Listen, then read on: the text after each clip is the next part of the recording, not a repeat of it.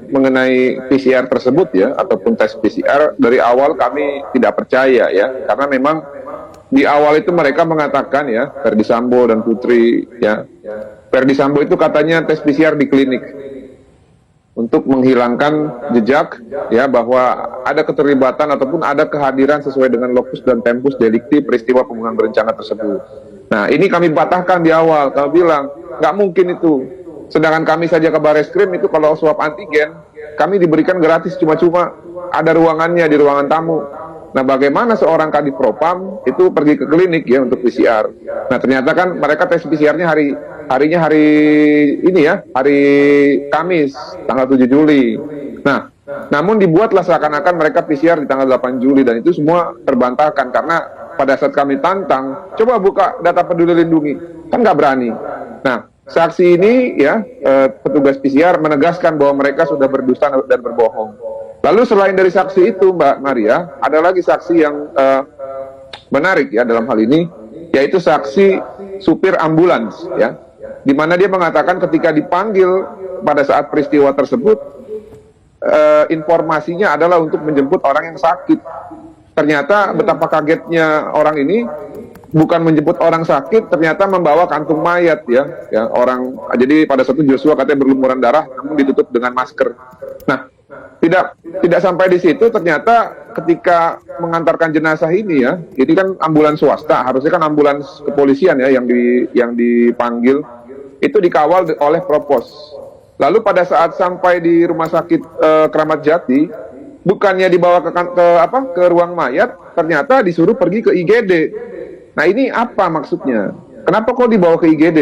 Ya, orang sudah meninggal kok, kecuali orang sakit ya, orang dalam keadaan emergensi baru dibawa ke IGD.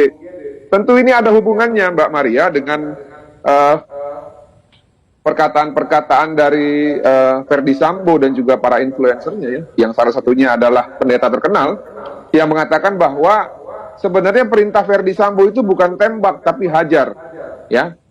Richard Eliezer salah tafsir, ditembak, lalu seakan-akan ini semua kesalahan Richard Eliezer. Lalu pasca ditembak, katanya Ferdy Sambo tuh panik, ingin menyelamatkan Joshua dan segera memanggil ambulans. Nah, untuk menguatkan dalil mereka ini dibutuhkanlah ini ya, jalan keluar. Apa jalan keluarnya? Ya, pengkondisian. Kalau saya lihat pengkondisian ini mengarahkan untuk dibukanya jalan keluar terhadap Ferdy Sambo ataupun terhadap terdakwa yang lain. Nah, tentunya ini semua patah manakala saksi menjelaskan kesaksiannya ataupun memberikan kesaksiannya di depan majelis hakim dan memberikan fakta bahwa yang sebenarnya Joshua ketika dibawa itu sudah mati ataupun sudah meninggal, sehingga gugurlah apa yang disebut oleh orang-orang ini bahwa ada upaya untuk menyelamatkan. Bagaimana mau menyelamatkan orang kepalanya sudah ditembak? Demikian, Mbak Maria. Ya, kami memahami kondisi tersebut. Tapi bagaimana jika mereka kembali berdalih begitu ya, Pak Martin, kalau memang mau diselamatkan, tapi ternyata sudah tidak tertolong begitu? Karena kalau dari yang tadi ada konstruksikan begitu ya, sebenarnya itu semua masih bisa bersambung, masih bisa menjadi satu kesatuan. Nah, bagaimana menurut Anda dengan keterangan saksi yang akan hadir kali ini yang memang merupakan pusaran di lingkungan Ferdy Sambo dan juga Putri Chandrawati? Ya, memang begini Mbak Maria ya, puji Tuhan ya, memang ini mungkin saya bilang kasih karunia Tuhan ya. Jadi kenapa saya bilang begitu? Ternyata pada saat sidang di awal, Richard Eliezer itu tidak mengajukan eksepsi. Nah, karena Richard Eliezer tidak mengajukan eksepsi, maka Richard Eliezer lah yang memiliki kesempatan untuk memeriksa saksi terlebih dahulu ya.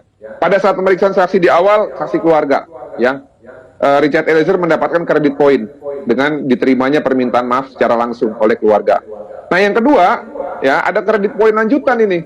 Nah, kredit poin ini bukan hanya kepada Eliezer, namun juga kepada keluarga yang dalam hal ini sering dituduh ya, sehingga harkat martabatnya hancur.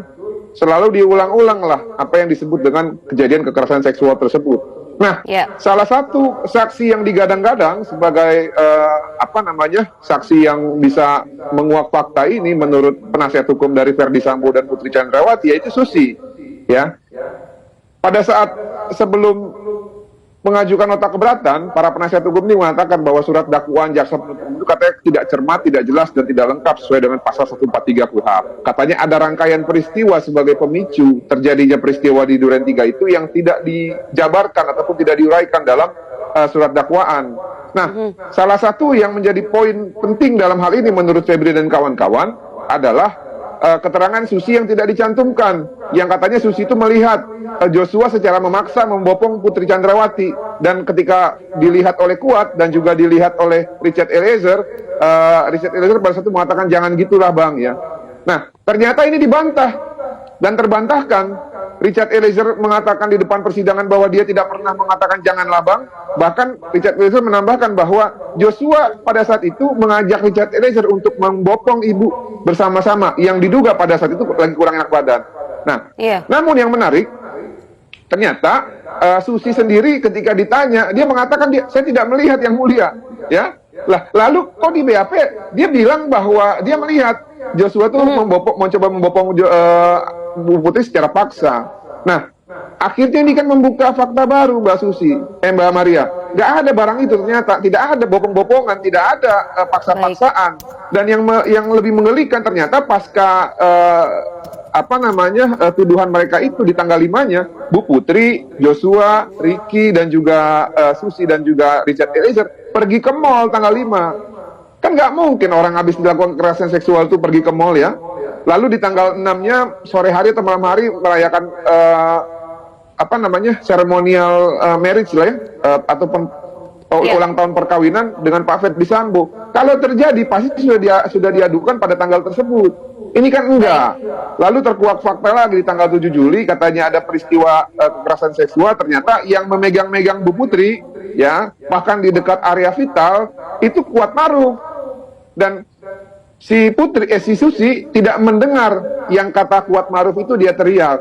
Nah, semuanya akhirnya terbongkar, Mbak Maria, sehingga hal tersebut menguntungkan buat Eliezer, menguntungkan untuk korban, tapi merugikan bagi Putri Chandrawati. Bahkan saksi ini sudah diperingatkan kalau kamu merubah keterangan lagi dan berbohong, pada persidangan yang selanjutnya dia akan ditetapkan sebagai tersangka dan ditahan. Nah, yang menarik Mbak Maria, mau nanya dulu atau saya lanjut? Boleh, lanjut dulu kalau begitu Pak Martin. Lanjut ya, oke. Yang menariknya setelah pasca Kodir dan Susi ini memberikan keterangan, kan minggu lalu Febri dan Rasmala dan teman-teman ini kan memeriksa saksi kami ya di persidangannya PC dan juga Sambo. Nah, pada saat selesai persidangan itu, dua orang ini mengatakan bahwa ketika ditanya oleh wartawan, bagaimana pendapat penasihat hukum terkait keterangan Susi yang berubah pada saat pemeriksaan saksi Eliezer? Apa kata Febri Diansah? Dia mengatakan dengan optimis bahwa itu tidak berhubungan ataupun tidak berpengaruh terhadap terdakwa ataupun kliennya, karena kesaksian Susi yang akan jadi alat bukti adalah yang disampaikan di depan persidangan pada saat pemeriksaan terdakwa Putri Chandrawati dan Joshua. Yes, saya sepakat. Memang yang akan dicantumkan dalam register perkara yang menjadi alat bukti adalah ketika disampaikan pada saat pemeriksaan saksi terdakwa Putri dan Ferdi Sambo. Namun yang menjadi dilema di sini Mbak Maria adalah Susi ini sudah diperingatkan ya karena merubah-rubah keterangan. Nah, nanti pada saat diperiksa lagi dan merubah lagi, yang pertama yang akan terjadi, keterangan dia tidak akan dipertimbangkan sebagai alat bukti karena inkonsisten ya. Yang kedua, Putri akan dijadikan tersangka dan akan ditahan. Rugi dua kali ya. Oleh karena itu menurut saya hari ini adalah momentum yang penting ya. Nanti kita akan lihat apakah Susi akan kembali ke jalan yang benar atau kembali ke jalan yang salah gitu, dan akhirnya nanti mungkin bisa ditahan bersama-sama dengan Putri Chandrawati di rutan kejaksaan. Demikian, terima kasih. Itu jadi sorotan yang sudah didalami oleh kuasa hukum dari keluarga Yosua ya. Tapi sebelum kita masuk mengenai analisa kesaksian hari ini Pak Martin, saya ingin kembali lagi mengenai tadi kronologis yang Anda utarakan begitu ya. Memang ternyata banyak sekali keganjilan-keganjilan kalau kita runutkan. Nah, dari keganjilan-keganjilan itu, apa kiranya kesimpulan sementara dari pihak kuasa hukum keluarga Yosua? Apa dugaan begitu yang sudah Anda analisa sejauh ini? Dugaan saya di awal ini semua ada hubungannya dengan tidak tahannya Putri Chandrawati ya di awal pada saat penyidikan, sehingga yang bersangkutan bisa bebas melakukan koordinasi pengkondisian terhadap orang-orang yang mungkin saja bisa